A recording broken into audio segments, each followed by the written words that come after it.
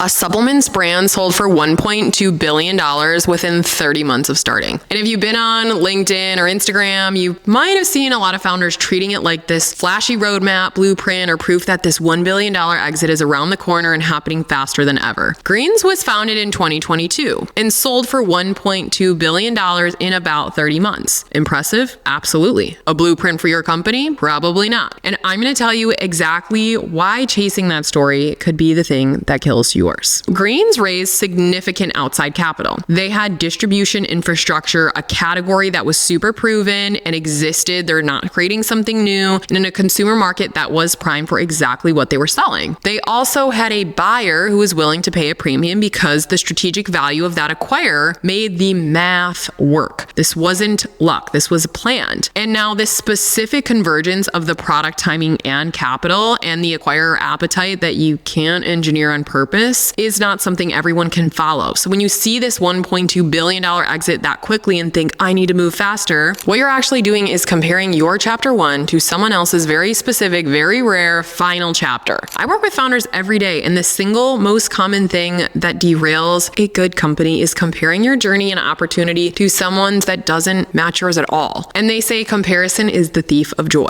Now, I'm all for following successful roadmaps, but their playbook is not sustainable or copyable for 99.99% of businesses. When you fixate on this billion-dollar exit, you're going to start making decisions based on what looks good to an acquirer instead of what is right for your company. You might raise too much money too early and get diluted too fast because you think speed is the only strategy. You hire ahead of revenue because you want to look like a scaling company, but the founders who build companies that last are not just chasing exit timelines. They're building something that would survive whether or not a buyer ever showed up. There are two things we're stealing from this story. The first is how they got acquired, not how fast. Grüns didn't just build a product. They built something a specific buyer needed badly enough to pay a premium for. That's a positioning question, not a speed question. Do you know which company would pay the most to acquire you and why? If you can't answer that, the exit timeline is the least of your problems just for right now, especially in the early stages. And now the second is how they made the category feel urgent. Green supplements are at an all-time high and existed before Grüns. They didn't invent that product category. They made the problem feel impossible to ignore. And this is a marketing question every founder should be sitting with right now, not how do I grow faster, but have I made my customer problem feel as urgent as it actually is? Because the answer is no amount of capital or speed is going to close that gap. And if you are using this to pitch investors right now, be careful. Walking into a room and saying, we want to be the next Grüns, tells an investor one thing, that you're optimizing for this big flashy story. Show them the business that exists now and what you're doing in your category. Show them the fundamentals that stand on their own, independent of any acquisition scenario. Exit comps are helpful, but it's not the only thing that's going to get someone to write a check. Now, Grüns will not be the last story like this, and founders will do exactly what they did last week. Restructure their roadmap around a timeline that was never designed to be repeated. The ones who don't fall for it will ask two questions instead. Who would acquire me and why? Have I made my problem impossible to ignore? Poppi sold to Pepsi for nearly $2 billion. Founders are calling it an overnight success. Poppi was founded in 2018. Before that, the founder was selling drinks made of apple cider vinegar at farmers markets. The exits that actually changed the consumer beverage and CPG category on average take 7 to 10 years. So this 30-month story is just the exception, and it's making national news because it almost never happens. If you're comparing yourself to the Grüns story, don't let it make you feel behind. Focus on roadmaps that match yours and building in the area that you know and can prove the customer will pay and execute on. Then your acquirers will get excited. Don't let the comparison of this unrealistic exit cause you to raise the wrong money from the wrong people and build at the wrong time.